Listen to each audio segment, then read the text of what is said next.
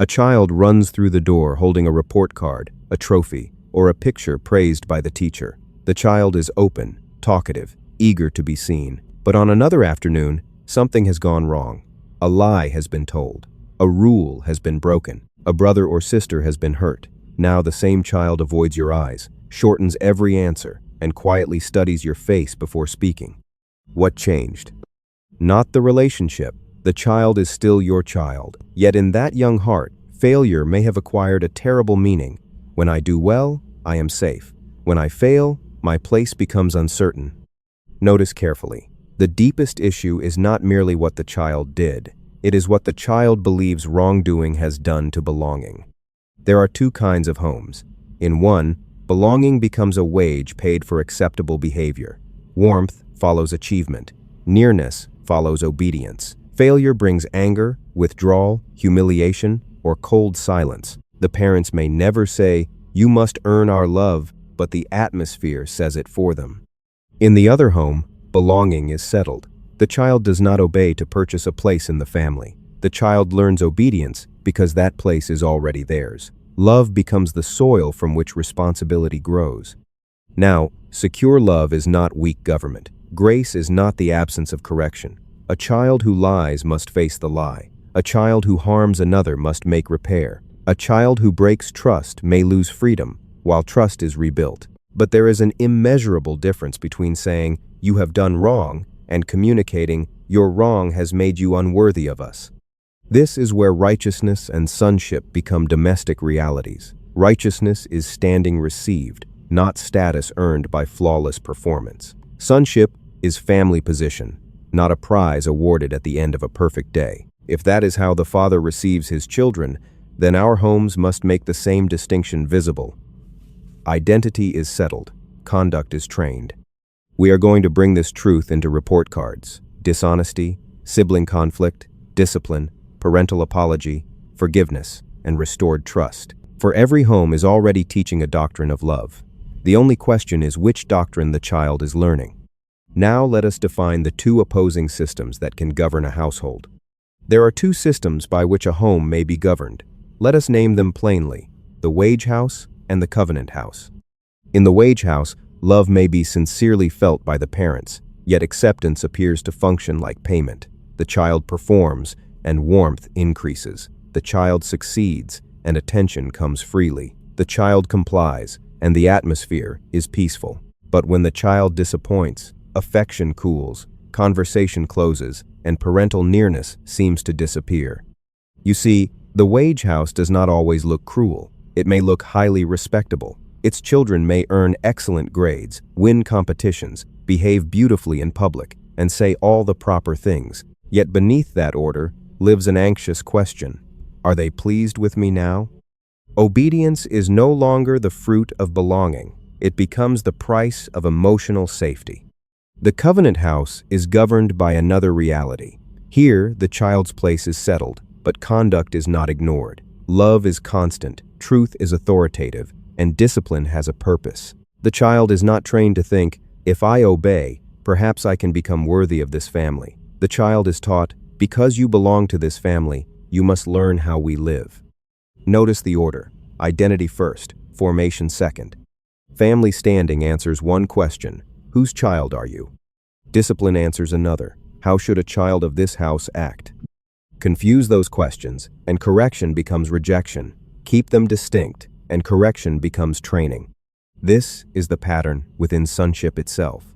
A son does not labor to create his relationship. He learns to walk in a relationship already given. Position is not the reward of practice. Right practice grows from a secure position. If belonging must be purchased again after every failure, the child lives as a servant, negotiating for acceptance, rather than as a son or daughter learning the responsibilities of the family. Now we must reject two errors. Harshness says, consequences require relational distance. Permissiveness says, acceptance requires the absence of consequences. Both are false. Harshness wounds belonging. Permissiveness abandons government. Covenant love preserves both. Suppose a child secretly uses a device after the agreed hour. The wage response says, "You can never be trusted. I am disgusted with you. Stay away from me." The rule was broken. but the verdict falls upon the child's identity. The covenant response says, "You broke our agreement and concealed it. That is serious. The device will be removed, and freedom must be rebuilt through honesty. But look at me. You are still my child. I am still here, and we will walk through the repair together." The same offense is confronted. The same boundary is defended, but only one response turns discipline into a threat against belonging. Remember this governing model. Belonging is settled. Behavior is accountable. Love is not wages. Discipline is not exile. But no parent can consistently build a covenant house while secretly approaching God as a frightened servant trying to earn acceptance. Now the examination must turn from the child to the parent. A home is not governed merely by techniques, rules, charts, or consequences. It is governed by the identity from which the parent reacts when pressure comes. You may know the right words in a quiet moment, but when your child lies, embarrasses you in public, fails an important class, or openly resists your authority, what governs you then? That moment reveals whether your own heart is living from settled acceptance or striving to earn it. The parent who measures personal worth by performance will often experience the child's failure as a verdict against the parent. The thought may never be spoken, but it is there. If my child behaves badly, people will think I am a bad parent. Now, correction is no longer centered on the child's formation. It becomes an emergency attempt to protect the adult's identity. There are two common reactions. The first is perfectionistic control. The parent raises the voice, multiplies the punishment, demands an impossible standard, or humiliates the child into outward compliance. Why such intensity? Because the parent is not merely confronting disobedience. The parent is fighting personal shame, public embarrassment, and the fear of losing control. The second reaction appears gentler, but it grows from the same insecure root. The guilt-driven parent avoids the boundary, cancels the consequence, rescues the child from every result, or changes the rule when the child becomes distressed. Correction feels like rejection because that parent has never learned to separate the two. Notice carefully. One parent controls to escape shame, the other retreats to escape guilt. One becomes harsh, the other becomes inconsistent. Yet both responses are organized around the parent's emotional relief rather than the child's growth. This is why righteousness must become more than a doctrine you affirm. Righteousness is not the good feeling produced by a successful morning. It is not a medal awarded because yesterday went well. It is standing received in Christ. If your standing is settled, then your mistake can be faced without becoming your identity. You may say, "I handled that wrongly," without concluding, "I am beyond repair." A secure parent becomes governable. Feelings cease to be the master. Anger can be paused. Fear can be named. The child can be heard. Consequences can remain proportionate. And when the parent sins in the act of correcting, that parent can confess, repair the wrong, and still retain proper authority. So test your strongest reactions. What sentence lies beneath them? "Everyone is judging me." "I am losing control." "My child's failure proves I am inadequate." Bring that sentence into the light. Refuse to make your child carry the burden of securing your worth. Grace-centered parenting begins when the parent receives the same truth the child needs. Belonging is not earned by flawless performance, and failure can be faced without exile. Once identity is settled in the parent, the next battlefield is language, because repeated words teach a child what kind of person failure has made them. Words do more than describe a moment. Words interpret the moment. Repeated long enough, the language of the home becomes the child's inward vocabulary, the voice the child carries into failure long after leaving your house. That is why we must distinguish an action from an identity. "You lied about what happened" names an act. "You are a liar" renames the child. "What you said to your sister was cruel" identifies a wrong. "You are selfish and bad" turns the wrong into a definition. One statement opens a path toward repentance. The other assigns a role. Notice carefully. A label may be spoken in 5 seconds, yet the child may spend years trying either to escape it or to fulfill it. Some children defend themselves against the label. Some conceal more carefully because honesty appears to confirm the parent's verdict. Others finally inhabit the name they have heard repeatedly. "If this is what I am, this is how I act." Grace does not require vague language. Grace speaks truth. It does not call dishonesty a misunderstanding when it was deliberate. It does not call cruelty a bad mood when another person was wounded. It names the action, names the harm, and names the value that was violated. But it refuses to make failure the child's permanent identity. Here is a simple pattern for correction. First, identify the action. You threw the toy and broke it. Second, reaffirm the relationship. You are my child, and this mistake does not remove you from my love. Third, call the child into family-consistent conduct. In this house, we handle property with care. Now you will help repair or replace what was damaged.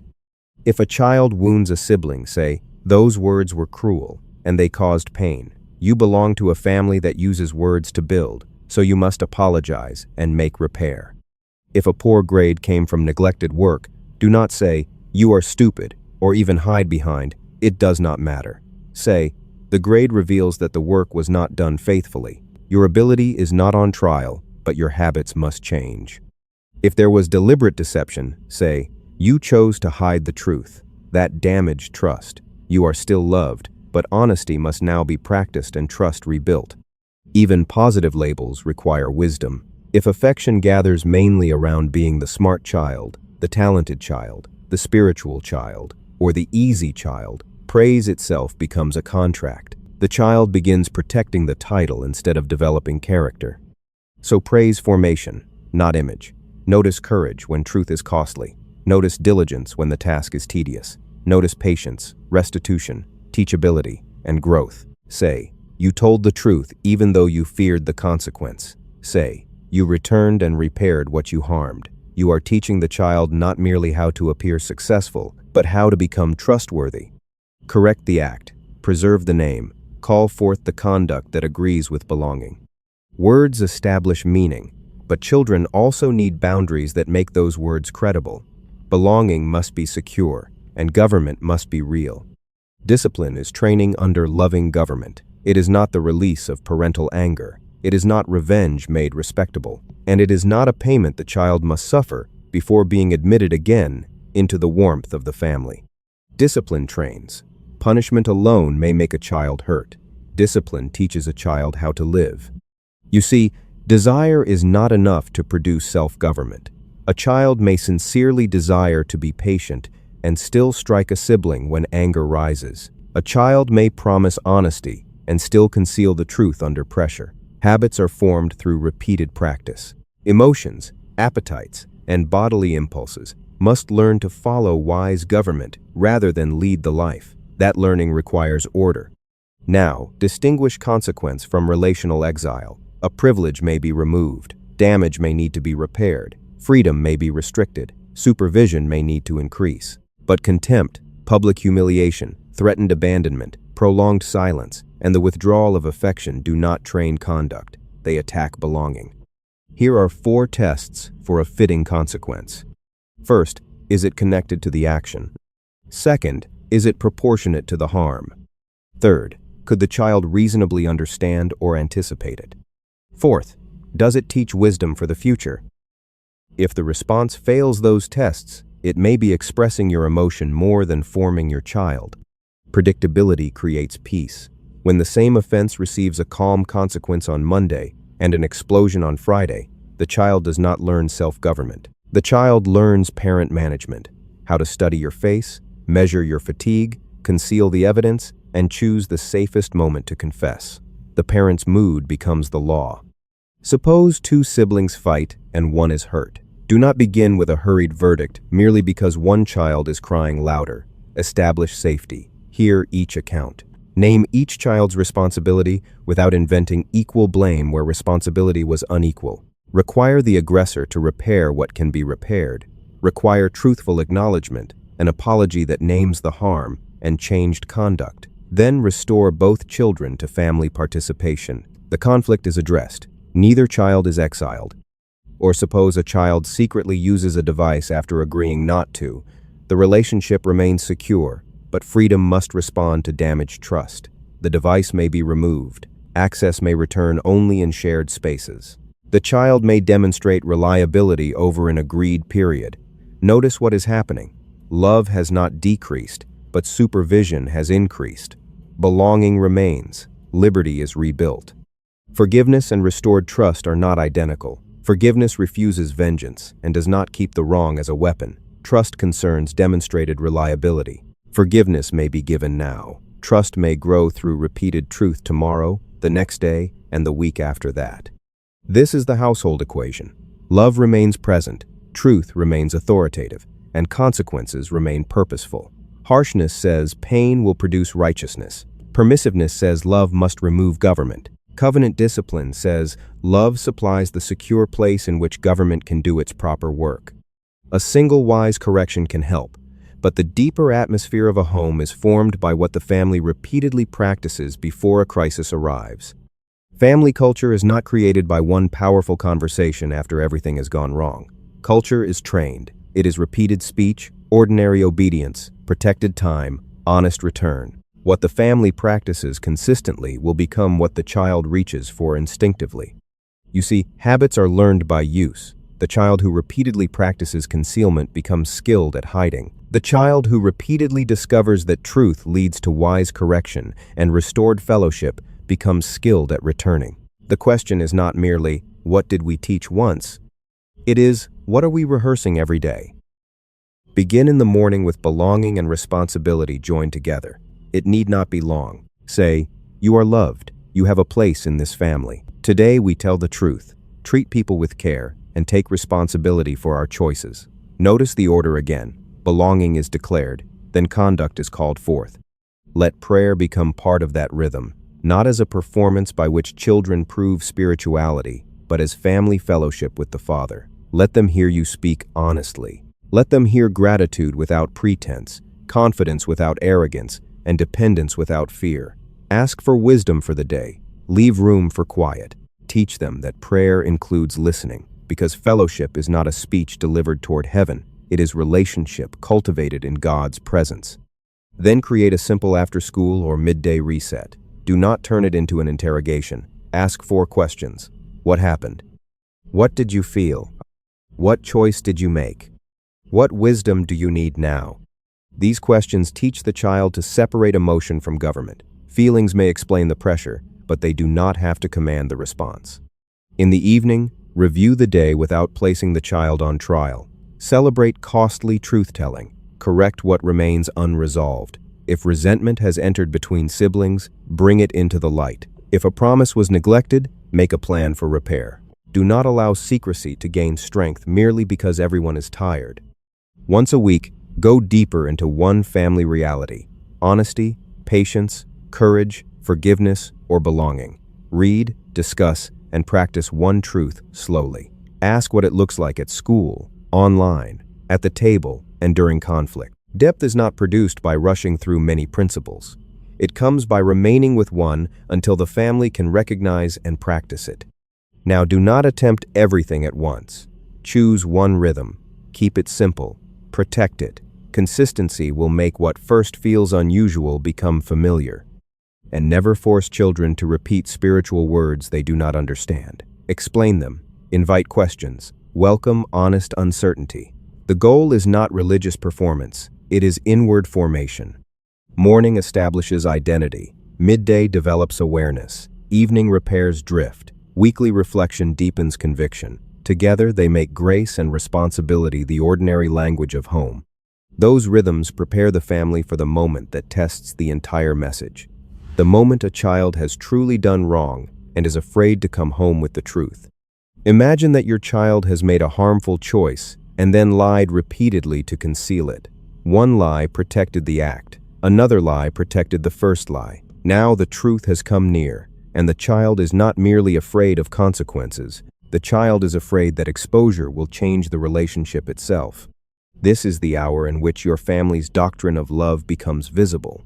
Your first task is to preserve the road back to truth. That does not mean making confession painless. Honest return may cost a privilege, require restitution, and begin a long rebuilding of trust. But return must never become impossible. If confession appears to lead only to humiliation and relational exile, concealment will seem safer than truth. There are 6 movements in restoration.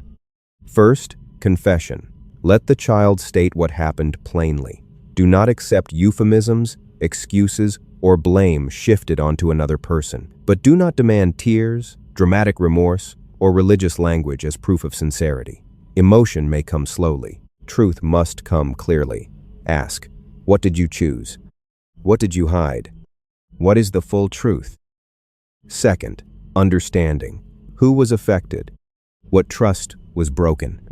What fear, appetite, resentment, or habit supported the decision? What must now be learned? You see, confession identifies the wrong, but understanding exposes the pattern that could reproduce it. Third, consequence. Choose a response joined to safety, responsibility, and formation. Do not ask, how can I make this child hurt as much as I hurt? Ask, what consequence will protect, teach, and prepare this child to choose wisely next time? The consequence is not payment for renewed love. Love was never withdrawn.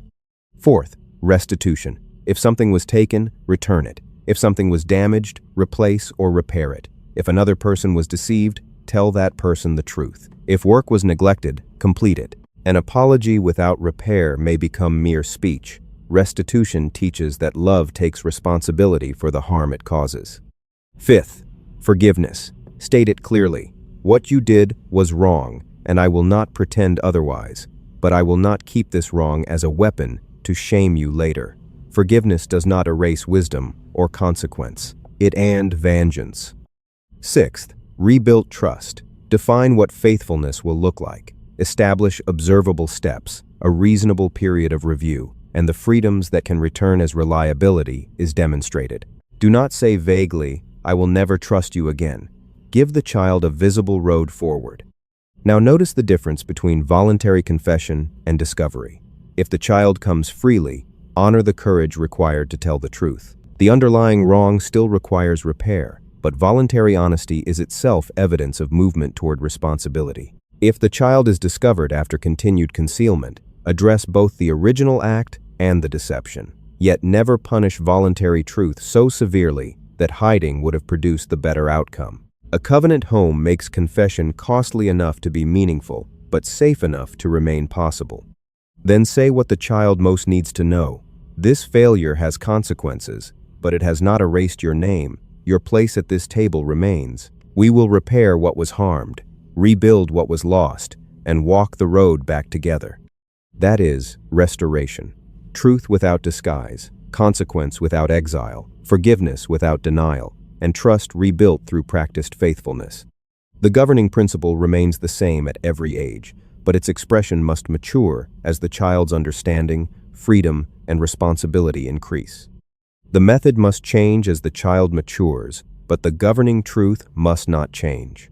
Identity is given, conduct is trained, truth opens the road to repair, freedom grows where faithfulness is practiced. For the young child, correction must be short, immediate, and connected to the action. Long lectures usually travel beyond the child's understanding. Calm repetition is more powerful. The child is learning not merely a rule, but the first movements of self-government. Suppose a young child grabs a toy and strikes another child. First, establish safety. Stop the hand. Remove the toy. Say plainly, I will not let you hit. Hitting hurts. Then allow a brief, connected consequence. When the child is calm, practice the right action. Gentle hands. Asking for a turn, returning the toy. Finally, restore relational closeness. The child must learn two realities together. My action was stopped, and I was not cast away. The school-age child can carry more understanding. Now, correction should include explanation, reflection, restitution, and routines that develop responsibility. Endless lectures are not training. Repeated practice is training. Suppose homework was neglected and the resulting grade is poor. Do not make the grade a verdict upon worth. Do not say, you are lazy, and do not rescue the child by blaming the teacher. Say, this result does not determine your value, but it does reveal an unfaithful pattern. We are going to change the pattern. Then connect privilege to practiced responsibility, homework before entertainment, a visible plan, a daily review, and increasing freedom as diligence becomes consistent. The same principle governs friendship. If the child excludes another person or spreads a cruel story, require truth, reflection, apology, and repair. Ask not only, what rule did you break? But what were you seeking? Approval, power, safety. What would love and courage have chosen? Now consider the teenager. A teenager is not a large toddler. Emerging adulthood brings legitimate privacy, growing independence, and increasing moral agency. Government must now aim more consciously at inward conviction. If you use methods designed for a 5-year-old, excessive control may produce better concealment rather than stronger character. Suppose a teenager lies about where they went. Speak directly. You violated our agreement and concealed it. Your place in this family is secure, but freedom depends upon truth. End quote. Reduce freedom where trust was broken. Establish check-ins, clear limits, and a definite review period. Invite the teenager into the rebuilding plan. What evidence of reliability should restore this privilege? Keep conversation open even while mobility is restricted. Access to the car may decrease. Access to the parent must not. Notice the progression. The young child receives external restraint. The school-age child practices explained responsibility. The teenager increasingly participates in moral judgment and restored trust. The aim is not lifelong parental control. The aim is self-government, truth, and wisdom operating from within. At every stage, guard the meaning of achievement. Celebrate effort, honesty, service, courageous risk, and teachability. Winning is not identity. Grades are not identity. Popularity is not identity. Public spiritual behavior is not identity. These are outcomes or appearances. Character is formed through repeated choices. One message, 3 stages. Belonging remains settled, responsibility expands, and freedom follows demonstrated faithfulness. The method matures because the child is maturing. Yet the most convincing lesson in grace may not be how parents handle a child's failure, but how they handle their own. Many parents carry a quiet fear. If I admit I was wrong, my child will no longer respect my authority. But authority does not become trustworthy by pretending to be infallible. Authority joined to denial becomes fragile. Authority joined to truth becomes strong. A vague apology is not confession. I am sorry you felt hurt names the child's reaction while concealing the parent's action. I am sorry, but you made me angry transfers responsibility back to the child. Genuine confession names the wrong, acknowledges its effect, refuses excuses, and states what will change. Suppose your child truly disobeyed, but you responded with unpredictable anger. You shouted, used degrading words, and imposed a punishment far greater than the offense required. 2 wrongs are now present. The child's disobedience does not excuse your anger. Your anger does not erase the child's disobedience. Covenant truth permits both to be faced. You might say, you were wrong to break our agreement, and that issue still requires correction. But I was also wrong. I shouted at you, called you a name, and punished you from anger rather than wisdom. That was not loving government. I injured you while attempting to correct you. I am asking your forgiveness. Notice carefully what you must not do next. Do not require the child to comfort you. Do not say, tell me I am not a terrible parent. Do not demand instant warmth so that you can escape discomfort. The purpose of confession is repair, not emotional rescue for the one confessing. Where possible, restitution must follow. Reverse an unjust consequence. Keep the proper consequence, but remove the excess. Fulfill the promise you neglected. Replace what your anger damaged. If the pattern recurs, seek wise help rather than making another promise unsupported by structure. Establish a pause before future discipline. I am too angry to correct wisely. We will return to this when I am governed. Now, humility does not dissolve household order. You do not cease to be the parent because you confessed. The original boundary remains. The child's responsibility remains. But your authority is purified of pretense. Only a parent with secure identity can do this freely. If failure means you have become a failed person, you will hide behind rank. But if your standing is settled, you can face your wrong without surrendering your place. You can repent without collapsing. You can repair without pretending. And what does the child learn? Truth is safer than pretense. Authority is accountable. Love does not require perfection. Return is possible for everyone in the family. Your confession is not an embarrassing interruption to your child's formation. It may be one of its strongest instruments. With parent and child now standing under the same rule of truth and grace, Let us close by giving the household a covenant it can practice together. Come back to the child at the beginning, the child who ran freely toward you after success, but hid after failure. That child is moving toward one of two futures.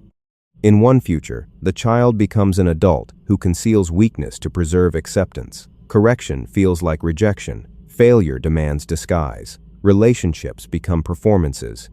In the other future, the child becomes an adult who can tell the truth, receive correction, repair harm, and remain secure in love.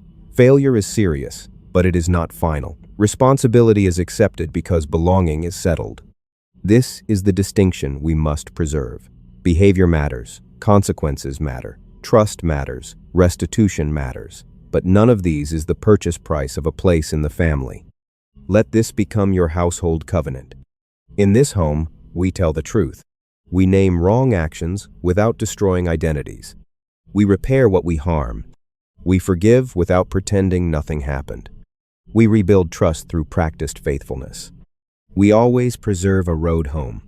Do not receive these statements merely as attractive phrases. Study the realities beneath them. Righteousness that is received rather than earned. Sonship that establishes family standing. Discipline that trains conduct. And renewed identity that gives a person power to live differently. A slogan may decorate a wall. A governing truth must enter the daily life of the family.